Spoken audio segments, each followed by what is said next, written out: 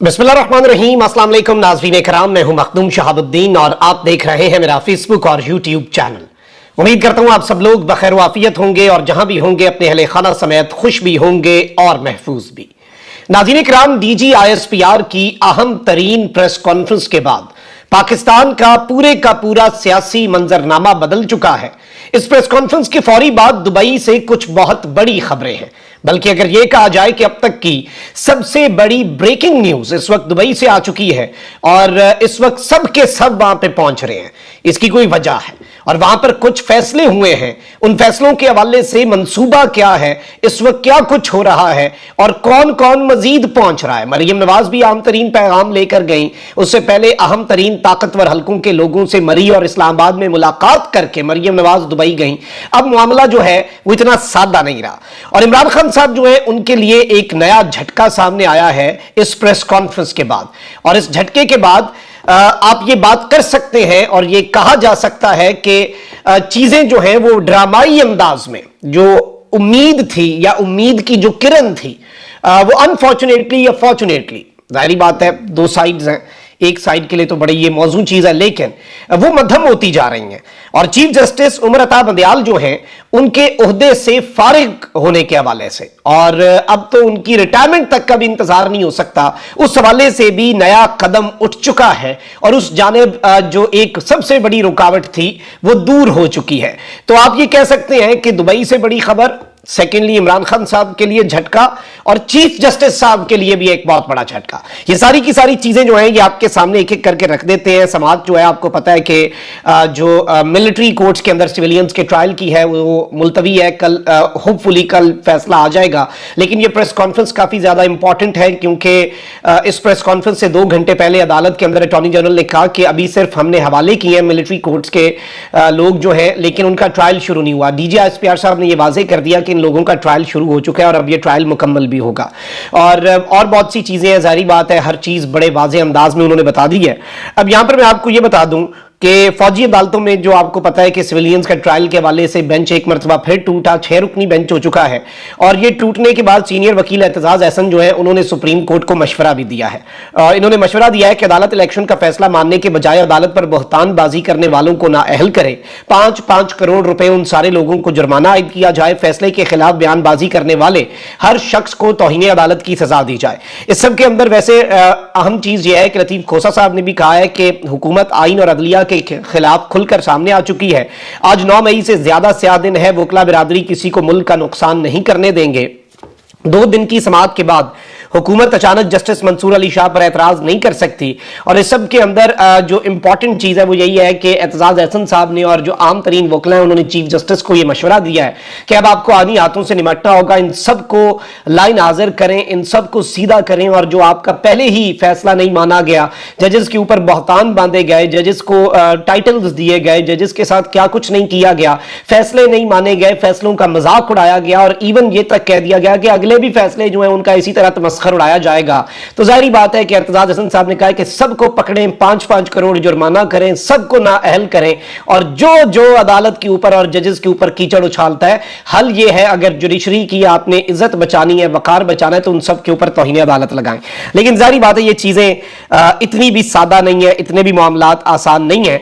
अच्छा, अब आपको पता है नाज़रीन इकराम के सारी की सारी पाकिस्तान की जो पॉलिटिकल लीडरशिप है वो इस वक्त दुबई में इकट्ठी होना शुरू हो चुकी है। नवाज शरीफ, मरियम नवाज गए, उसके बाद जरदारी साहब स्पेशल तैयारा करा के कराची से गए, अगले दिन बिलावल साहब स्पेशल जहाज करा के सेपरेट अपना इस्लामाबाद से गए। और अब यहां पर मैं आपको यह बता दूं कि इस्तेहकाम पाकिस्तान पार्टी जो है उसके रहनुमा ओन चौधरी भी दुबई रवाना हो गए हैं। ओन चौधरी दुबई में अपनी जमात के सरबराह जहांगीर तरीन का अहम तरीन पैगाम नवाज शरीफ और आसिफ अली जरदारी को पहुंचाएंगे।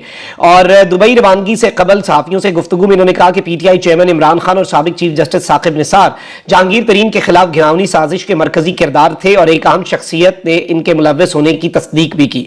और इस सब के अंदर इन्होंने कहा कि इमरान खान साहब ने जहांगीर तरीन को कुर्बानी का बकरा बनाकर अपने इक्तदार की राह हमवार की। जहांगीर तरीन की रिव्यू पटिशन सुप्रीम कोर्ट से मुस्तरद कराने में भी इमरान खान का ही हाथ था और इस तरह के अपने इन्होंने दुखड़े फोले हैं। लेकिन चूंकि एक कानून साजी आपको पता है कि जहांगीर तरीन साहब और नवाज शरीफ साहब के हवाले से हो चुकी हुई है।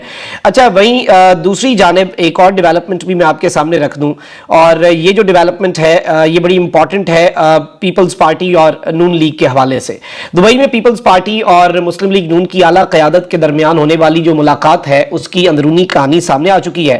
ज़राए के मुताबिक पीपल्स पार्टी ने नून लीग से पंजाब समेत दीगर सूबों में सीटें मांग ली हैं। गिलानी खानदान, राजा परवेज अशरफ, कमर जमान कायरा और नदीम अफजल चंद समेत कुछ दीगर हलकों में नून लीग उम्मीदवार खड़े ना करे, ये मुतालबा है। ज़राए का बताना है कि शहबाज शरीफ भी लंदन से दुबई पहुंचेंगे और आइंदा होने वाली मुलाकातों में मौजूद होंगे। और ये भी मैं आपको एक और खबर दे दूं, कंफर्म कर दूं चीज के दुबई में होने वाली मुलाकातों के अंदर निगरान वजीर आजम जो है उसका नाम भी फाइनल हो जाना है।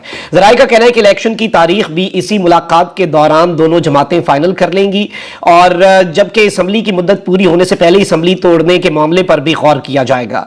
और अगर असम्बली वक्त से पहले तोड़ने से होगा ये कि इन सियासी जमातों को इलेक्शन मुहिम के लिए एक एम्पल टाइम मिल जाएगा, वक्त मिल जाएगा। अब होता यह है, जो कानून है मैं पहले भी बता चुका हूं, सिंपल सा मैं आपको बता देता हूं, अगर असम्बली अपनी मुद्दत उस दिन पूरी करती है जिस दिन ऑटोमेटिकली असम्बली जो है वो खत्म होती है, तो फिर 60 दिन में इलेक्शन कराने होते हैं। लेकिन अगर असम्बली डिसॉल्व होती है तो फिर 90 दिन में इलेक्शन कराने होते हैं। अब ये क्या करना चाह रहे हैं, ये 4-5 दिन पहले जो असम्बली की मुद्दत है उससे ये क्या कर देंगे कि ये अगस्त के अंदर 10-12 अगस्त को, क्योंकि असम्बली की मुद्दत खत्म हो रही है, अगर ऑटोमेटिकली हुई तो अक्टूबर में इलेक्शन कराने पड़ेंगे, लेकिन ये उससे पहले असम्बली डिसॉल्व कर देंगे, उस तरह इन्हें 90 दिन मिल जाएंगे और नवंबर में इलेक्शन हो जाएंगे। ज़राए के मुताबिक नून लीग के कुछ मरकजी रहनुमा जो है उन्हें भी तलब कर लिया गया है, वो मुलाकातों के लिए दुबई जाएंगे। इस्तेकाम पाकिस्तान पार्टी और काफ लीग को कितनी सीटें देनी है उस हवाले से एडजस्टमेंट जो है उस पर भी बात होगी। और ये लोग इलेक्शन में जाने से पहले सारी बंदर बांट जो है, पहले ही इलेक्शन के नताइज एक तरह से जो फाइनल हो रहे हैं वो इस वक्त ये चल रहा है। और इस सब में मैं आपको ये बता दूं कि जो नवाज शरीफ है उनकी कुछ तवील बैठकें जारी हैं और नवाज शरीफ की जो साहबजादी मरियम नवाज, उनसे आसिफ अली जरदारी और बिलावल भुट्टो ने भी तवील मुलाकात की। और गुज़श्ता रोज जो खुसूसी मीटिंग्स हैं, अब ये इस लाइन के ऊपर आप गौर कीजिएगा कि मरियम नवाज ने गुज़श्ता रोज होने वाली खुसूसी मीटिंग्स पर पीपल्स पार्टी की क़यादत को एतमाद में लिया। पीपल्स पार्टी और लीगी क़यादत के दरमियान मजीद मुलाकातों का भी इम्कान है, यानी ये बैक टू बैक इनकी मुलाकातें जो हैं ये चलती रहनी है। और इस सब के अंदर जो डिनर है वो भी इकट्ठे ही इन्होंने करना है, 4 लोगों का डिनर है। और ये ऑब्वियसली इंप्रेशन देने की कोशिश की जाएगी कि इंटरिम सेटअप के लिए नाम ये केयरफुल डेलिब्रेशंस के साथ और बड़ा सोच विचार करके फाइनल कर रहे हैं, लेकिन हो सकता है कि नाम पहले से फाइनल कर दिया गया हो, ये सिर्फ और सिर्फ उसका ऐलान ही कर सकें, शायद इनके हाथ इतना कुछ ही आए। और इस सब के अंदर जो एक और बहुत बड़ी वारदात है, आपको पता है कि इमरान खान साहब के लिए जो झटका है वो नाज़रीन कराम ये है कि जैसे ही सदर मुमलिकत डॉक्टर आरिफ अलवी गए और कायम मकाम सदर जो है वो सादिक संजरानी साहब बने, उन्होंने कागजों को वो टायर लगाए फाइलों को। कायम मकाम सदर सादिक संजरानी ने इलेक्शन एक्ट तरमीमी बिल पर दस्तखत कर दिए हैं। कायम मकाम सदर ने वजीर आजम की जानिब से भेजी गई सबरी पर दस्तखत कर दिए, जिसके साथ ही यह बिल अब एक्ट ऑफ पार्लियामेंट बन चुका है। इलेक्शन एक्ट के तरमीम के तहत नाअहली 5 साल से ज्यादा नहीं होगी। इलेक्शन एक्ट में कहा गया है कि इलेक्शन कमीशन आम इंतखाबात की तारीख का ऐलान कर सकता है, यानी सदर का अब इस सब के अंदर कोई किरदार नहीं है। और इस सब के अंदर जो इंपॉर्टेंट चीज है नाज़रीन इकराम वो ये है कि अब नवाज शरीफ और जहांगीर तरीन उनकी नाअहली जो है ताहयात नाअहली वो खत्म होने की राह में जो वाहिद रुकावट है वो दूर हो चुकी है। इमरान खान साहब के लिए ये क्लियर कट मैसेज है। ऑल्दो इसमें कल को फायदा, वैसे मैं आपको बता दूं, इन्होंने अपना फायदा करते करते इमरान खान का फायदा तो हर दफा करना ही होता है। जो इमरान खान को ताहयात नाअहल करना चाहते हैं, क्या इसका फिर इमरान खान पे तलाक नहीं होगा नाअहली? तो अब ताहयात हो नहीं सकती, 5 साल की होगी, तो ताहयात इमरान खान को नाअहल करने के ख्वाब में से ये कुर्बानी है छोटी सी ने देनी पड़ी है, क्योंकि अकेले ये प्लस हो नहीं पा रहे थे। कंप्लीटली खान को माइनस करके प्लस होना इनके लिए वैसे मुश्किल है।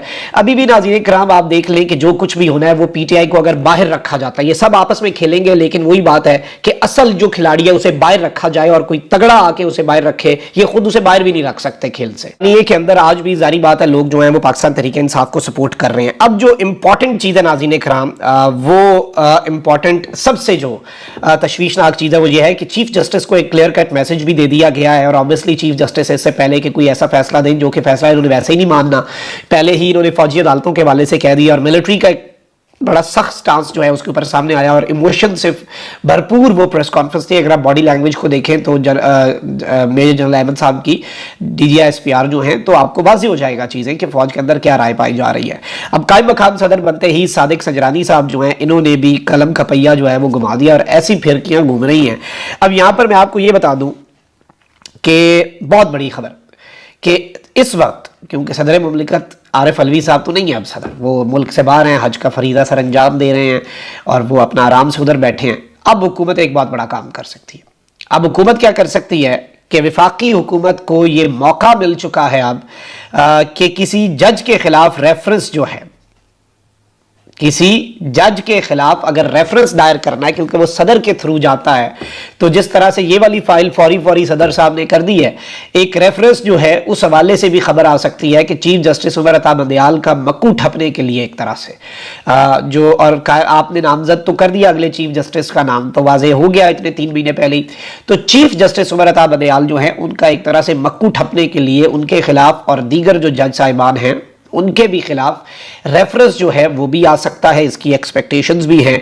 और रेफरेंस दायर करवाना है तो इस वक्त फौरी जारी बात है कि वो बिल्कुल इस वक्त हो सकता है, और ये इस वक्त डिस्कशंस जो है अंदर खाते चल रही हैं, और हो सकता है कि दुबई के अंदर होने वाली मीटिंग्स के अंदर इस हवाले से भी कुछ चीज़ें जो हैं वो फाइनल हो जाएं कि वहाँ पर किस तरह के मामलात बनेंगे, किस तरह से चीज़ें चलेंगी। तो आप ये कह सकते हैं कि एक जानिब सारी पॉलिटिक्स माइनस इमरान खान साहब सबसे अहम तरीन स्टेक होल्डर है पाकिस्तान के पोलिटिकल स्फेयर में, but all the decisions are being made in Dubai minus Imran Khan के बगैर। इमरान खान ऑल्दो अफवाज पाकिस्तान ने ये बात कही कि हम इससे पहले भी इलामी में कह चुके हैं कि पॉलिटिकल स्टेक होल्डर्स को आपस में बैठ के मसाइल हल करने चाहिए, और हम ऐसे एफर्ट्स जो हैं उन्हें सपोर्ट करेंगे, फैसिलिटेट करेंगे।